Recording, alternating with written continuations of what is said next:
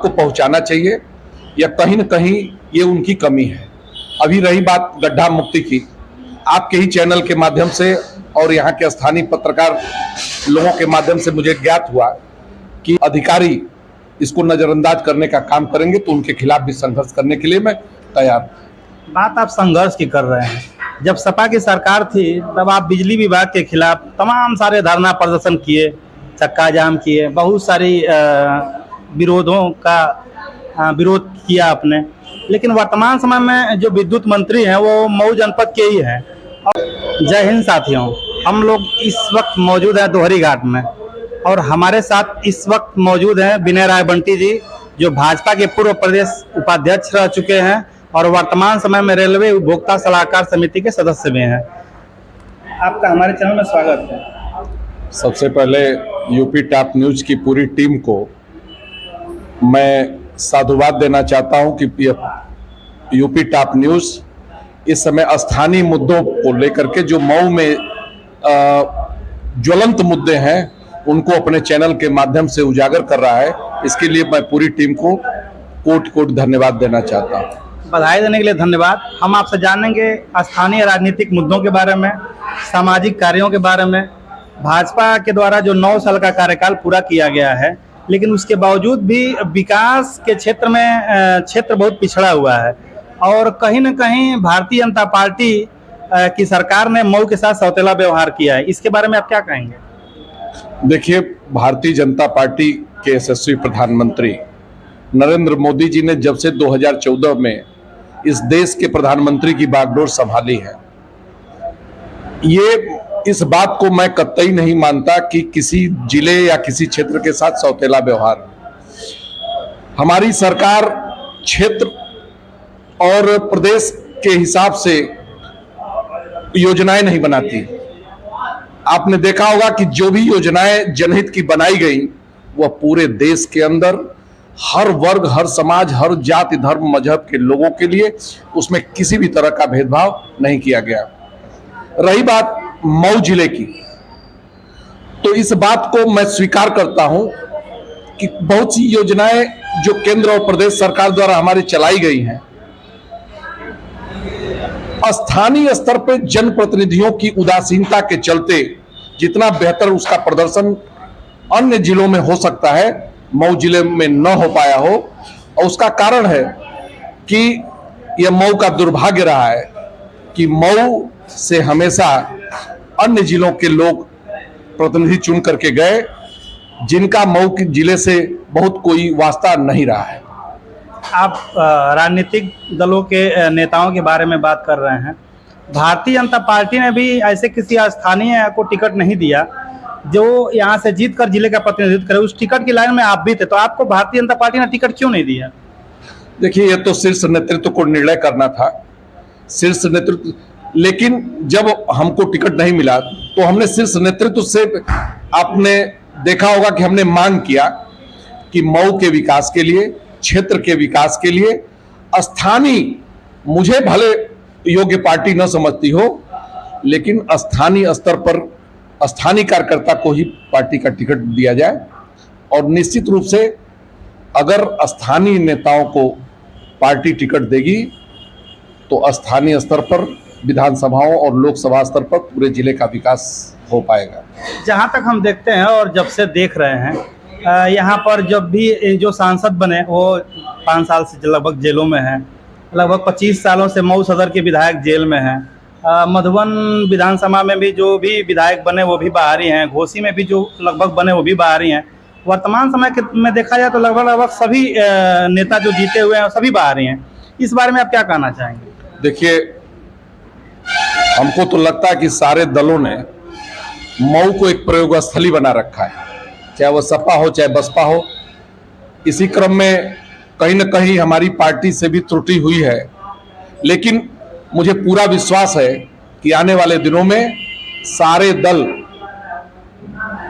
स्थानीय जनप्रतिनिधियों को ही महत्व देंगे और इस तरह की मांग अब जनता के द्वारा, चूंकि जनता अब बाहरियों से लगभग ऊब चुकी है, क्योंकि वो आते हैं, वादे करते हैं, न क्षेत्र में समय देते हैं, न लोगों के सुख दुख में शामिल होते हैं, न क्षेत्र के विकास से उनका लेना देना है। इसलिए अगर कोई राजनीतिक दल, मुझे जो विश्वास है कि अगर स्थानीय नेताओं की उपेक्षा करेगा तो आने वाले दिनों में जो अब तक चलता रहा है वो अब नहीं चल पाएगा। मतलब आप मानते हैं कि भाजपा भी मऊ जनपद में एक्सपेरिमेंट कर रही है? अब ये तो कहा ही जा सकता है। या जानबूझ करके यहाँ पर चुनाव हार रही है? देखिए, कोई भी राजनीतिक दल वहां के जनता के टेस्ट को पहले देखता है। क्योंकि मऊ में हमेशा बाहरियों का प्रतिनिधित्व रहा, तो उसमें हमारा दल भी शामिल हो गया। लेकिन अब लगता है कि स्थानीय लोगों को ही महत्व मिलेगा। इसका मतलब ये माना जाए कि आने वाले लोकसभा चुनाव में भी आप भी लोकसभा चुनाव लड़ सकते हैं? बिल्कुल। मैंने 32 सालों से भारतीय जनता पार्टी की सेवा किया है। मैं राजनीति के क्षेत्र में आया तो इसी उद्देश्य से आया कि मैं स्थानीय लोगों का आशीर्वाद प्राप्त होगा, इस जिले और विधानसभा और लोकसभा स्तर पे लोगों का आशीर्वाद प्राप्त होगा।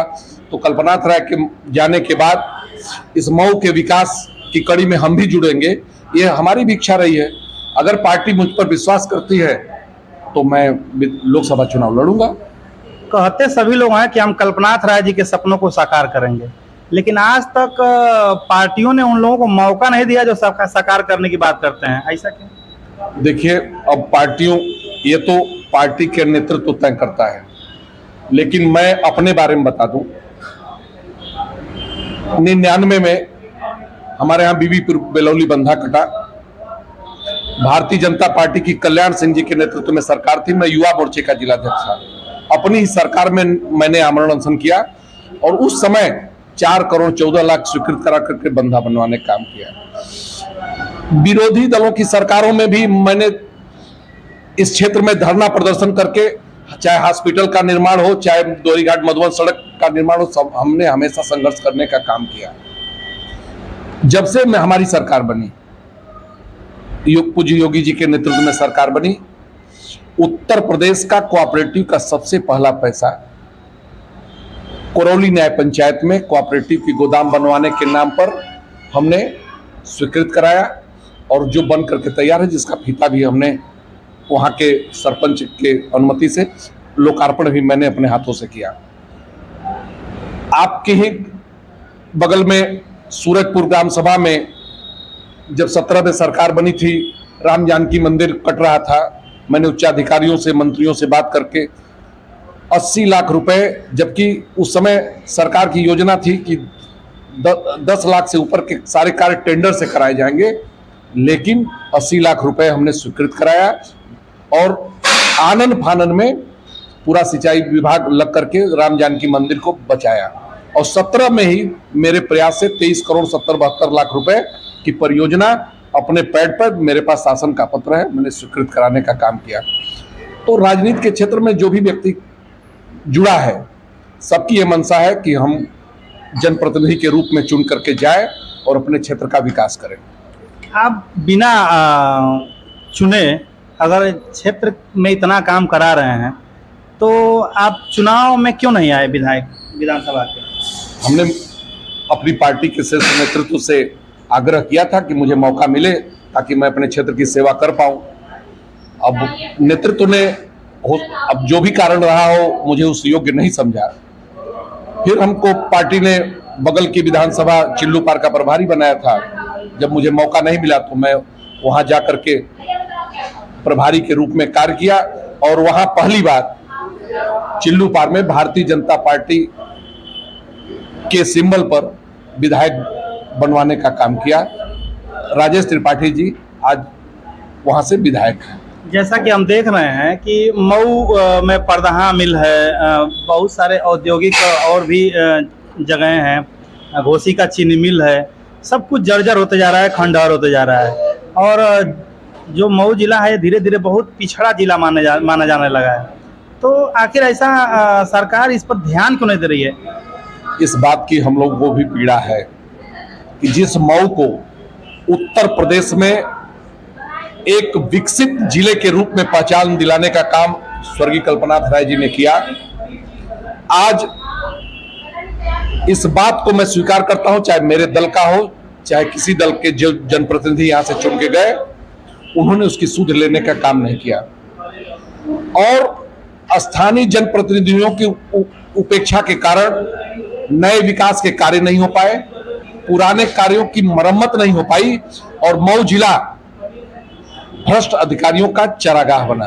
क्योंकि हर जिले की समस्या, चाहे वो भ्रष्टाचार की हो, चाहे अधिकारियों पर नकेल कसने की हो, स्थानीय जनप्रतिनिधियों की होती है। जब जनप्रतिनिधि अपने क्षेत्र में समय ही नहीं देंगे, वह यहाँ के धरातल के कार्यों से रूबरू नहीं होंगे, तो ये बात शीर्ष नेतृत्व तक नहीं जाएगी और यही न जाने का परिणाम रहा कि आज मऊ उपेक्षित है। मऊ की जितनी भी जो विकास के कार्य हुए थे वह धीरे धीरे जर्जर होते जा रहे हैं। इसी क्रम में चाहे वह चीनी मिल हो, चाहे काटन मिल के बंद होने का मामला हो, एक बार इसी मऊ जनपद में दोहरी घाट से इंदारा रेल लाइन को बड़ा करने की हम लोगों ने मांग उठाया था। कांग्रेस की सरकार में उसको समाप्त करने की व्यवस्था थी, हम लोगों ने संघर्ष किया। मैं स्वयं आंदोलन करके उस परियोजना को बचाने के लिए हम लोगों ने संघर्ष किया। आज उसका परिणाम है कि दोहरी घाट से इंदारा बड़ी रेल लाइन बन करके तैयार है। जल्द ही बोर्ड से स्वीकृति मिलने के बाद इस पर ट्रेन चलने के लिए तैयार है। आप वादा कर रहे हैं कि ट्रेन चलने के लिए तैयार है, लेकिन जो रोड है, जो रोड पे जो लोग प्रतिदिन चल रहे हैं, उस रोडों में बड़े बड़े गड्ढे हैं। हमेशा गड्ढा मुक्ति की बात होती है, लेकिन गड्ढा मुक्ति होता नहीं है। दोहरी घाट से गोरखपुर को जो जाने वाला जो बड़ा दोहरी घाट का पुल है, एकदम वो भी एकदम जर्जर हो चुका है। सड़कें खस्ता हाल हैं। दोहरी घाट से मधुबन की जो सड़क है वो भी खस्ता हाल है। गोठा से जो दोहरी घाट पे सड़क आती है वो भी खस्ता हाल है। जो बाईपास कहा जाता है विक्ट्री इंटर कॉलेज से धनौली बाईपास है, वो भी खस्ता हाल है। भाजपा की जो पहले सपा की सरकार थी, तो भाजपा के लोग वहाँ धान का रोपण करते थे, लेकिन आज के समय कोई दिखता नहीं है। ऐसा क्यों? देखिए, मैं फिर दोहराना चाहता हूं कि ये इस सारे मुद्दों को जो स्थानीय विधायक हैं उनको उठाना चाहिए, शीर्ष नेतृत्व तक, उन विभागों तक इस बात को पहुंचाना चाहिए, या कहीं न कहीं ये उनकी कमी है। अभी रही बात गड्ढा मुक्ति की, आपके ही चैनल के माध्यम से और यहाँ के स्थानीय पत्रकार लोगों के माध्यम से मुझे ज्ञात हुआ कि गोठा में बहुत बड़े बड़े गड्ढे हुए हैं और इस बरसात में दर्जनों लोग उस गड्ढों में गिर करके चोटिल हुए। जैसे मेरे संज्ञान में ये मामला आया, मैंने चूंकि रख रखाव की जिम्मेदारी प्रांतीय खंड गोरखपुर की थी, मैंने प्रांतीय खंड गोरखपुर के अधिशासी अभियंता से वार्ता किया, उन पर दबाव बनाया और अगले दिन ही उसको गड्ढा मुक्त कराने का प्रयास किया। हम लोग चूंकि विधायक नहीं है, जनप्रतिनिधि नहीं है, इसलिए कोई इसी सदन में इसको उठा नहीं सकते, लेकिन भारतीय जनता पार्टी का एक सिपाही होने के नाते, इस क्षेत्र का एक जागरूक नागरिक होने के नाते और संगठन का कार्यकर्ता होने के नाते ये आपको विश्वास दिलाता हूं कि अब ये उपेक्षा नहीं होगी। इन सारे मुद्दों को, अभी पुल की समस्या को भी हमने अधिशासी अभियंता से उस पर वार्ता किया है। दुर्भाग्य से मैं पीडब्ल्यूडी मिनिस्टर से मिलने वाला था, लेकिन वो बाहर होने के नाते मैं उनसे मुलाकात मेरी नहीं हो पाई। इस अगला जब भी मेरा लखनऊ जाने का कार्यक्रम बनेगा, इन मुद्दों को मैं उनके सामने उठाऊंगा और इन कार्यों को कराने का काम करूंगा। अगर मेरी सरकार में भी अधिकारी इसको नजरअंदाज करने का काम करेंगे तो उनके खिलाफ भी संघर्ष करने के लिए मैं तैयार हूं। बात आप संघर्ष की कर रहे हैं। जब सपा की सरकार थी तब आप बिजली विभाग के खिलाफ तमाम सारे धरना प्रदर्शन किए, चक्का जाम किए, बहुत सारी विरोधों का विरोध किया आपने। लेकिन वर्तमान समय में जो विद्युत मंत्री हैं वो मऊ जनपद के ही हैं और विद्युत व्यवस्था एकदम यहाँ चरमराई हुई है। तो आपको नहीं लगता कि विद्युत मंत्री के होने के बावजूद भी विद्युत व्यवस्था चरमराई हुई है और आप लोग अपनी ही सरकार में मौन धारण किए हैं? ऐसा क्यों? देखिए, मैं ये नहीं कह सकता कि सपा की तरफ विद्युत की व्यवस्था हमारी। अभी 3-4 रोज पहले हमारे मुख्यमंत्री पूज्य योगी आदित्यनाथ जी ने सारे अधिकारियों को कड़ा निर्देश दिया कि बहानेबाजी नहीं चलेगी, जो शेड्यूल प्रदेश से निर्धारित है उस शेड्यूल के हिसाब से, ग्रामीण का जो शेड्यूल है, जो कस्बे का शेड्यूल है, जो तहसील और जिले का शेड्यूल है, उसके हिसाब से बिजली की आपूर्ति तत्काल कराई जाए। आज समाजवादी पार्टी से कई गुना बेहतर विद्युत की व्यवस्था है।